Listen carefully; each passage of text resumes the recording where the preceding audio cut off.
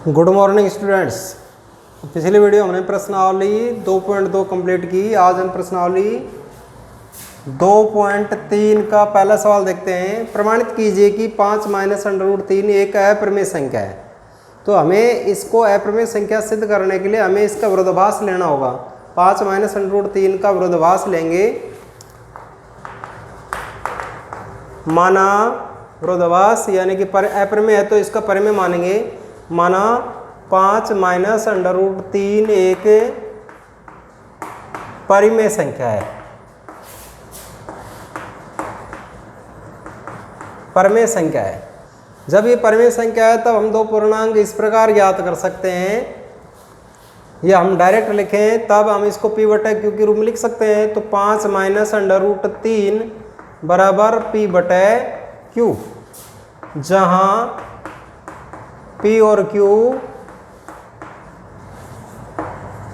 पूर्णांक है तथा q नॉट इक्वल टू 0। यहां पर जो देखो ये √3 एक अप्रमेय संख्या है। अब हमें क्या करना है, इस √3 को परिमेय संख्या सिद्ध करना है। तो इसके लिए हमें क्या करना होगा, 5 का इधर पक्षांतरण करेंगे।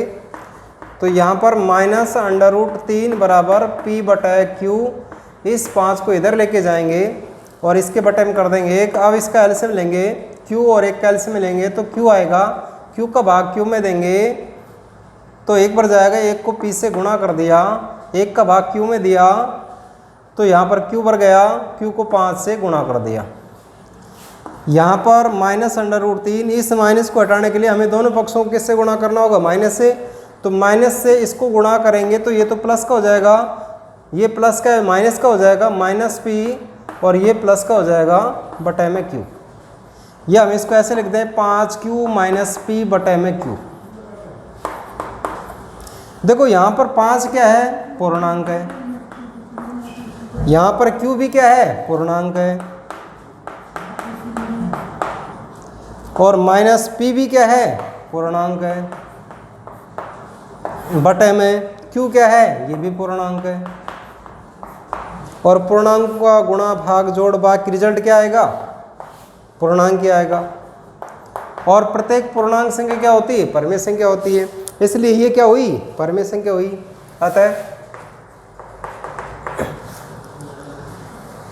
5q माइनस p बटे में q एक परिमेय संख्या है। इसलिए ये किसके बराबर है, √3 के बराबर। √3 भी एक परिमेय संख्या है।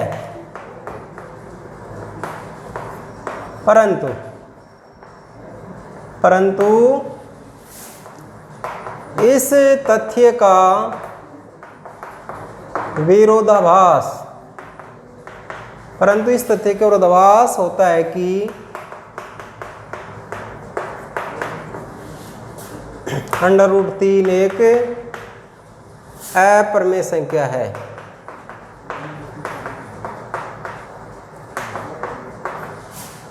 यह विरोधाभास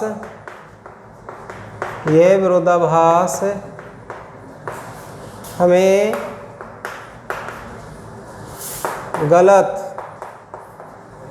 कल्पना करने के कारण प्राप्त हुआ है। अतः निष्कर्ष निकलता है कि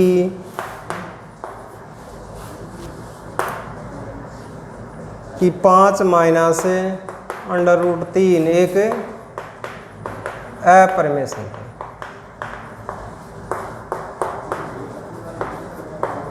दोबारा से देखिए, देखो यहाँ पर हमें सिद्ध करना है 5 माइनस √3 एक अप्रमेय संख्या है। हमने क्या किया, माना कि 5 माइनस √3 एक परिमेय संख्या है। तब परिमेय संख्या है तो हम इसको p/q के रूप में लिखेंगे।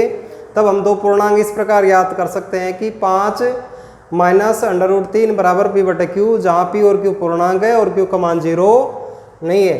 तो अब हम क्या करना है, अंडर रूट वाली संख्या एक तरफ करना है, इस 5 का इधर हम पक्षांतरण करेंगे तो इसके बटे में 1 कर देंगे। यहाँ पर q और 1 का एलसीएम लेंगे, q आ जाएगा, q का भाग q में देंगे, 1 बार जाएगा, 1 को p से गुणा कर दिया, 1 का भाग q में देंगे, q बार जाएगा, q को 5 से गुणा कर दिया तो 5q हो जाएगा। या हम 5 देखो अब यहाँ पर माइनस है, दोनों पक्षों में माइनस से गुणा करेंगे, जो प्लस का है माइनस का हो जाएगा, माइनस का है जो प्लस का हो जाएगा। तो 5q को पहले लिख दिया, फिर माइनस p। अब देखो ये भी पूर्णांक, ये भी पूर्णांक, ये भी पूर्णांक, ये भी पूर्णांक, पूर्णांकों का गुणा भाग जोड़ बाकी रिजल्ट क्या आएगा, पूर्णांक क्या आएगा। अब प्रत्येक पूर्णांक संख्या क्या होती है, परमेय संख्या होती है। अतः 5q माइनस p बटा q एक परमेय संख्या हुई। जब ये परमेय संख्या है तो अंडर रूट 3 भी एक परमेय संख्या है। क्यों है, क्योंकि ये इसकी बराबरी तो है। परंतु इस तथ्य का विरोधाभास होता है कि अंडर रूट 3 एक अपरमेय संख्या है। ये विरोधाभास हमें गलत कल्पना करने के कारण प्राप्त हुआ है। अतः निष्कर्ष निकलता है कि 5 माइनस अंडर रूट 3 एक अपरमेय संख्या है।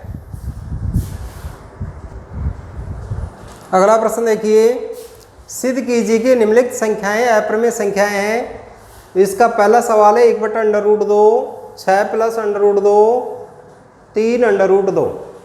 तो हम इसका पहला सवाल लेते हैं, 1 बटा अंडर रूट 2 एक अपरमेय संख्या है, ये हमें सिद्ध करना है। तो इसका हल करेंगे। सबसे पहले हम मान लेते हैं, माना इसका विरोधाभास लेंगे, माना 1 बटा अंडर रूट 2 एक परिमेय संख्या है।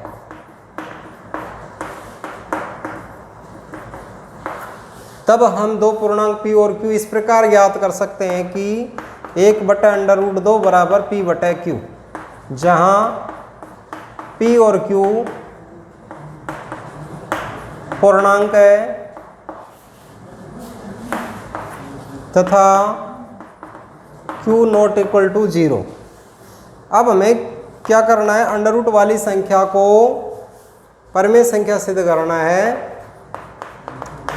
अब हमें क्या करना है, इसका हर का अंडर रूट खत्म करना है, तो इसका परिमेयकरण करना होगा। परिमेयकरण करेंगे तो अंडर रूट 2 से इसको गुणा भी करना है, अंडर रूट 2 से इसको भाग भी करना है, तो यह आ जाएगा p बटा q। अब 1 को अंडर रूट 2 से गुणा करेंगे, अंडर रूट 2 आएगा, अंडर रूट 2 को अंडर रूट 2 से गुणा करेंगे तो 2 आएगा, तो यहाँ आ जाएगा p बटा q। अब वज्र गुणन से हम 2 को यहाँ ले जाएंगे, तो हम इसको ऐसे लिख सकते हैं, अंडर रूट 2 बराबर 2p बटा में q। यहाँ पर 2 क्या है भाई, पूर्णांक है, और p भी क्या है, पूर्णांक है, और नीचे q भी क्या है, पूर्णांक है। देखो लिखा हुआ है p और q पूर्णांक है, और इसका रिजल्ट क्या आएगा, ये भी पूर्णांक आएगा। और हमें पता है प्रत्येक पूर्णांक संख्या क्या होती है, परिमेय संख्या होती है। तो इसलिए 2p बटा q एक परिमेय संख्या हुई, और 2p बटा q किसके बराबर है, अंडर रूट 2 के बराबर, तो अंडर रूट 2 भी एक परिमेय संख्या हुई। परंतु इस तथ्य का विरोधाभास होता है कि अंडर रूट 2 एक अपरिमेय संख्या है। ये विरोधाभास हमें गलत कल्पना करने के कारण प्राप्त हुआ है। अतः निष्कर्ष निकलता है कि 1 बटा अंडर रूट 2 एक अपरिमेय संख्या है। तो इस तरीके से हम इसको करेंगे। अब इसी का हम दूसरा सवाल देखें। दूसरे सवाल की जगह हमें देखो यहाँ पर क्या लिखना है, 6 प्लस अंडर रूट 2, तो यहाँ पर आ जाएगा 6 plus under root 2, 6 plus under root 2। अब हमें क्या करना है, 6 का इधर पक्षांतरण कर देंगे, तो अंडर रूट 2 बराबर आ जाएगा p बटा q माइनस में 6, इसके बटे में 1 कर देंगे, तो इसका एलसीएम क्या आएगा, एलसीएम आ जाएगा 6, q का भाग 6 में देंगे तो इसका एलसीएम आएगा q, तो q का भाग q में देंगे, 1 बार जाएगा, 1 को p से गुणा कर दिया, 1 का भाग q में देंगे तो q बार जाएगा, q को 6 से गुणा कर दिया, तो यहाँ पर आ गया अंडर रूट 2, तो ये आ जाएगा पूर्णांक माइनस में पूर्णांक, गुणा में भी पूर्णांक, और बटे में भी क्या है, पूर्णांक है, और रिजल्ट भी क्या आएगा, पूर्णांक आएगा। प्रत्येक पूर्णांक संख्या क्या होती है, परिमेय संख्या होती है। तो यहाँ पर ये परिमेय संख्या हुई, तो 6p माइनस में 6q बटे में q एक परिमेय संख्या हुई। तब अंडर रूट 2 भी एक परिमेय संख्या होगी क्योंकि ये इसके बराबर है। परंतु इस तथ्य का विरोधाभास होता है कि अंडर रूट 2 एक अपरिमेय संख्या है। ये विरोधाभास हमें गलत कल्पना करने के कारण प्राप्त हुआ है। अतः निष्कर्ष निकलता है कि 6 प्लस अंडर रूट 2 एक अपरिमेय संख्या है। तो इस तरीके से हम इसको करेंगे। आप देखो 3 अंडर रूट 2 को अपरिमेय संख्या सिद्ध करेंगे तो यहाँ पर 3 अंडर रूट 2 आ जाएगा, तो इसकी जगह भी आ जाएगा 3 अंडर रूट 2, 3 अंडर रूट 2। अब अंडर रूट वाली संख्या को हमें क्या करना है, एक तरफ करना है। तो यहाँ पर अंडर रूट 2 तो 3 का हमें भाग देना पड़ेगा, तो 3 क्यों आ जाएगा। तो यहाँ पर देखिए पी भी पूर्णांक है, बटे में पूर्णांक है, 3 भी पूर्णांक है, क्यू भी पूर्णांक है और इसका रिजल्ट भी क्या आ रहा है, पूर्णांक आ रहा है। और प्रत्येक पूर्णांक संख्या क्या होती है, परिमेय संख्या होती है। तो ये आ जाएगा यहाँ पर P बटे में 3Q एक परिमेय संख्या है और इसके बराबर क्या है, अंडर रूट 2। अंडर रूट 2 भी एक परिमेय संख्या होगी, परंतु इस तथ्य का विरोधाभास होगा कि अंडर रूट 2 एक अपरिमेय संख्या है। ये विरोधाभास हमें गलत कल्पना करने के कारण प्राप्त हुआ है। अतः निष्कर्ष निकलता है कि 3 अंडर रूट 2 एक अपरिमेय संख्या है। अब इसका लास्ट सवाल है, अगला सवाल है, यदि P और Q अभाज्य धनात्मक पूर्णांक है तो सिद्ध कीजिए कि अंडर रूट P प्लस में अंडर रूट Q एक अपरिमेय संख्या है। सबसे पहले हमें इसका विरोधाभास लेना है। माना अंडर रूट P प्लस में अंडर रूट Q एक परिमेय संख्या है,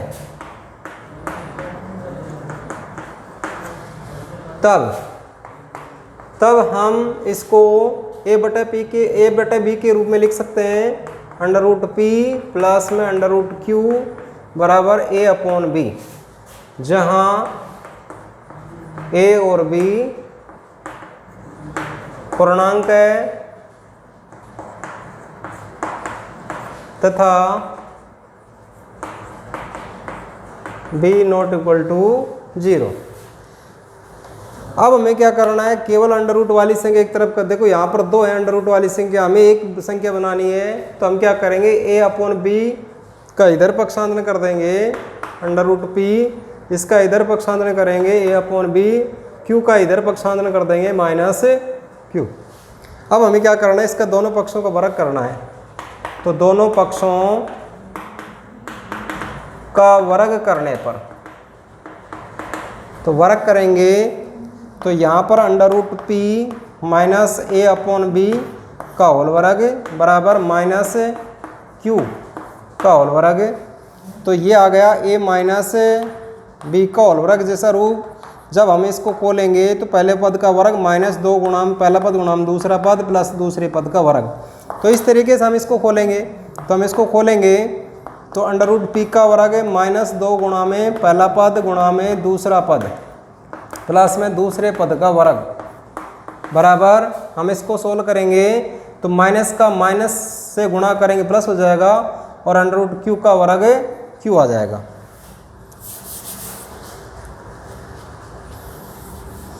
तो अंडर रूट p का वर्ग p आएगा माइनस में 2, इसको गुणा करेंगे a upon b under root p plus में a स्क्वायर अपॉन में b स्क्वायर बराबर q।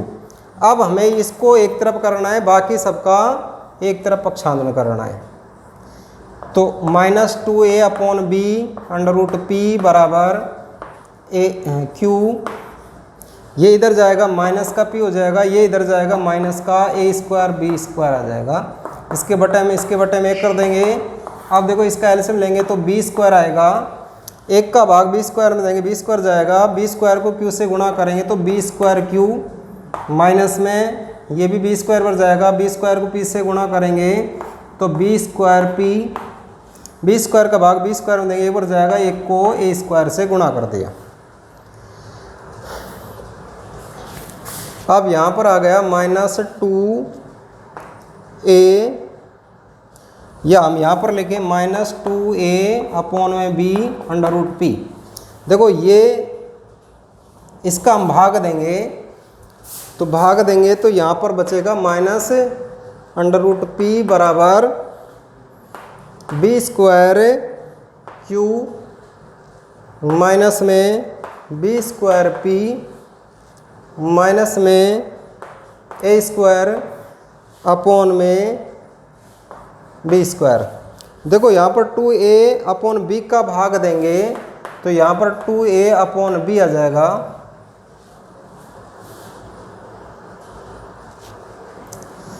तो ये एक बी तो इससे कट जाएगा, तो यहाँ पर आ जाएगा बी स्क्वायर माइनस में बी स्क्वायर पी माइनस में ए स्क्वायर, और यहाँ पर बचेगा 2ab, क्योंकि यहाँ पर देखो बी स्क्वायर का मतलब b गुणा में b, तो b गुणा में b, और यहाँ पर है 2a अपॉन में b, तो ये इससे कट जाएगा, और 2a को b से गुणा करेंगे तो 2ab आ माइनस अंडर रूट p। अब माइनस का भाग देंगे तो दोनों पक्षों माइनस से गुणा कर दें हम अंडर रूट p, तो ये माइनस का हो जाएगा minus B square minus plus हो जाएगा B square P minus plus हो जाएगा A B A square upon में 2ab।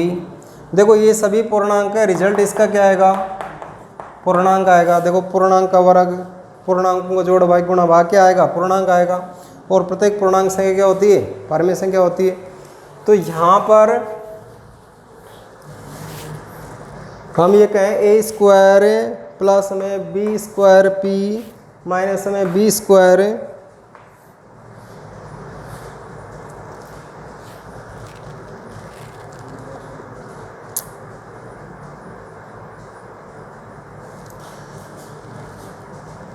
यहाँ पर क्यू है, यहाँ पर भी क्या है क्यू, बी स्क्वायर क्यू।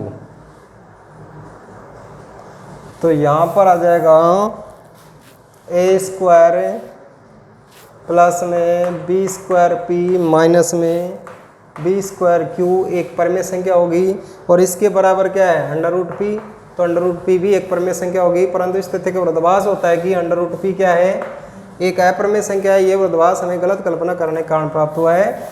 अतः निष्कर्ष निकलता है कि अंडर रूट पी प्लस में अंडर रूट क्यू एक अपरिमेय संख्या है।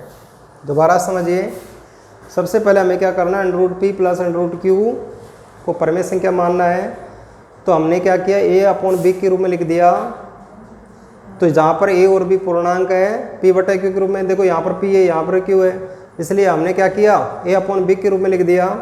अब ए अपॉन बी को इधर लेके आएंगे माइनस का हो जाएगा, ये इधर लेके जाएंगे ये माइनस का हो जाएगा। अब दोनों पक्षों को वर्ग करेंगे तो ये ए माइनस बी को होल वर्ग जैसा रूप खुल रहा है।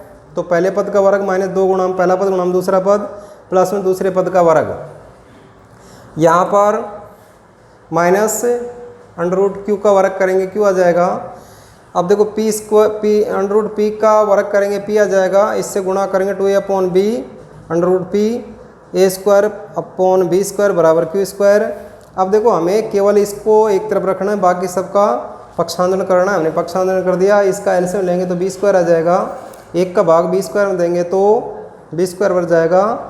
क्यू को बी स्क्वायर से गुणा कर दिया, ऐसे पी को बी स्क्वायर से गुणा कर दिया, इसका भाग इसमें देंगे एक बढ़ जाएगा, एक को ए स्क्वायर से गुणा कर दिया। तो यहाँ पर अब हमें क्या करना है, 2a अपॉन बी का इधर भाग देंगे तो यहाँ पर बी स्क्वायर है, यहाँ पर बी स्क्वायर का मतलब बी गुणा में 2a अपॉन बी, ये इससे कट जाएगा। तो यहाँ पर आ जाएगा 2ab। अब देखो दोनों पक्षों को हमें किससे गुणा करना है, माइनस से, तो माइनस से गुणा करेंगे तो ये माइनस का हो जाएगा, ये प्लस का हो जाएगा, ये प्लस का हो जाएगा। तो ऐसा हो जाएगा, देखो ये भी पूर्णांक, ये भी पूर्णांक, ये भी पूर्णांक, ये भी पूर्णांक, ये भी पूर्णांक, बटे में पूर्णांक, रिजल्ट इसका क्या आएगा पूर्णांक। और प्रत्येक पूर्णांक संख्या क्या होती है, परिमेय संख्या होती है। इसलिए ये क्या हुई, परिमेय संख्या हुई। ए स्क्वायर प्लस में B square P minus B square Q upon 2ab एक परिमेय संख्या है, और ये किसके बराबर है, अंडर रूट पी के बराबर। अंडर रूट पी भी एक परिमेय संख्या हुई, परंतु इस तथ्य का विरोधाभास होता है कि अंडर रूट पी एक अपरिमेय संख्या है। ये विरोधाभास हमें गलत कल्पना करने के कारण प्राप्त हुआ है। अतः निष्कर्ष निकलता है कि under root P plus under root Q एक अपरिमेय संख्या है।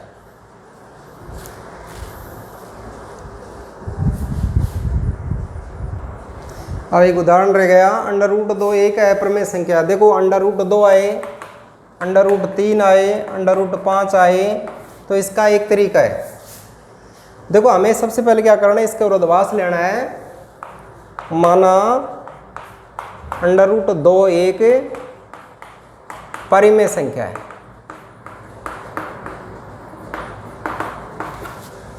तब हम दो पूर्णांक p और q इस प्रकार लेंगे कि √2 बराबर p बटा q, जहां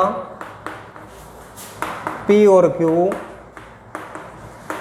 पूर्णांक है तथा q नॉट इक्वल टू 0। अब देखो हमें p और q को सहभाज्य मानना है। एक होता है सहभाज्य, एक होता है असहभाज्य। सहभाज्य पूर्णांक वो होते वे दो पूर्णांक जिनका उभयनिष्ठ गुणनखंड एक के अतिरिक्त हो। असहभाज्य वे दो पूर्णांक जिनका उभयनिष्ठ गुणनखंड एक हो। जैसे ही आ जाए देखो 3 और 5, इसका उभयनिष्ठ गुणनखंड 1 है। जैसे ही आ जाए 6 और 8, इसका उभयनिष्ठ गुणनखंड 2 है। तो ये दो उभयनिष्ठ गुणनखंड हो गया। तो सहभाज्य पूर्णांक वो होता है जिसमें एक के अतिरिक्त कोई उभयनिष्ठ गुणनखंड हो। असहभाज्य पूर्णांक वो होते हैं जिनका एक के अतिरिक्त कोई उभयनिष्ठ गुणनखंड नहीं हो। तो अब हम इसको क्या करेंगे, सहभाज्य मान लेंगे। पुनः माना p और q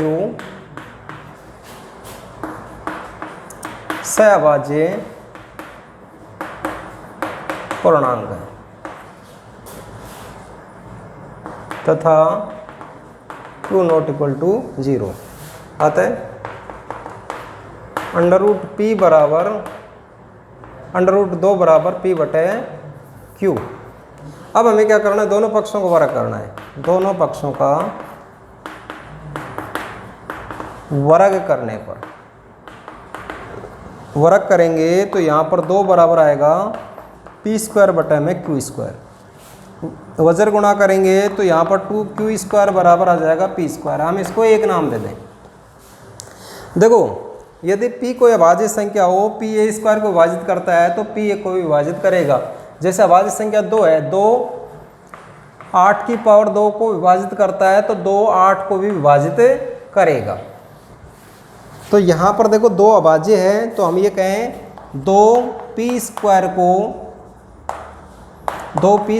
को विभाजित करता है तो 2p को भी विभाजित करेगा। हम इसको 2 नाम दे दें। अब हम मान लेते हैं, माना p बराबर है 2x। अगर आपने √3 लिया है तो 3x मानना है, √5 को सिद्ध किया है तो 5x मानना है। 2x समीकरण 1 में रखने पर तो रखिए, समीकरण 1 है 2q² बराबर 2x का वर्ग। तो यहाँ पर आ जाएगा 2q² बराबर 2 गुणा में 2 x², ये इससे कट जाएगा तो यहाँ पर 2x² बराबर आ जाएगा q²। तो यहाँ पर 2q² को विभाजित करता है तो 2q को भी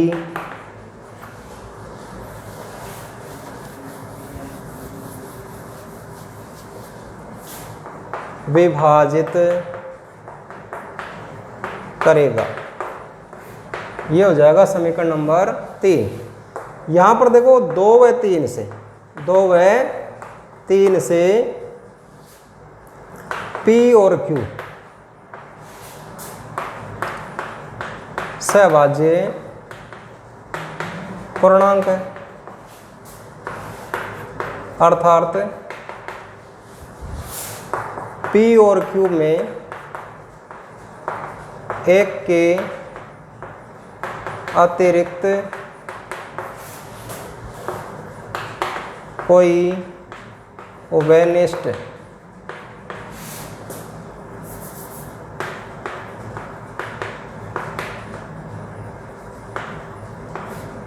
गुणनखंड 2 है, परंतु इस तथ्य का विरोधाभास होता है कि P और Q में एक के अतिरिक्त कोई उभयनिष्ठ गुणनखंड नहीं है।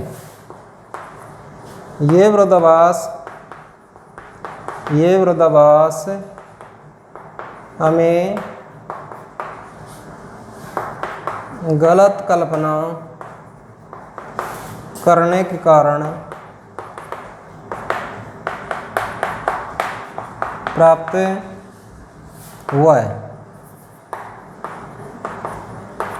अतः निष्कर्ष निकलता है कि √2 एक अपरिमेय संख्या है। दोबारा समझिए, देखो यहाँ पर √2 आए, √3 आए, √5 आए, सबका एक जैसा तरीका है। यहाँ पर देखो √2 को हमें अपरिमेय संख्या सिद्ध करना है, तो हमें सबसे पहले इसका विरोधाभास लेना है। माना कि √2 एक परिमेय संख्या है, परिमेय संख्या है तो हम इसको P/Q के रूप में लिख सकते हैं। तो √2 बराबर P/Q, जहाँ पर P और Q पूर्णांक है और Q का मान 0 नहीं है। अब हम P और Q को सहभाज्य मान लेते हैं। माना कि P और Q क्या है, पुनः माना कि P और Q सहभाज्य पूर्णांक है, अर्थात इसमें एक के अतिरिक्त कोई विनिष्ठ गुणनखंड है। तो √2 बराबर P/Q, तो अब हम क्या करेंगे, दोनों पक्षों को वर्ग कर देंगे, तो 2 बराबर P²/Q² आ जाएगा।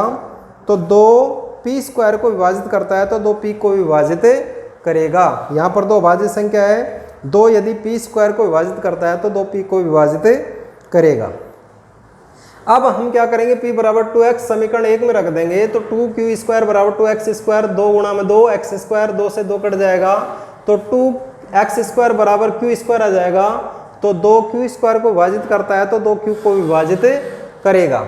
यहाँ पर 2 व 3 से P और Q सहभाज्य पूर्णांक है, अर्थात P और Q में एक के अतिरिक्त कोई विनिष्ठ गुणनखंड 2 है, परंतु इस तथ्य का विरोधाभास होता है कि P और Q में एक के अतिरिक्त कोई विनिष्ठ गुणनखंड नहीं है। ये विरोधाभास हमें गलत कल्पना करने के कारण प्राप्त हुआ है। अतः निष्कर्ष निकलता है कि √2 एक अपरिमेय संख्या है। तो इस तरीके से हम करेंगे। अगर हमें √3 को सिद्ध करना है तो जहाँ पर भी 2 दिखाई दे रहा है वहाँ पर 3 लिखना है आपको, तो ये सिद्ध हो जाएगा। तो हमारी 2.3 कंप्लीट होती है। आज के लिए इतना ही, धन्यवाद।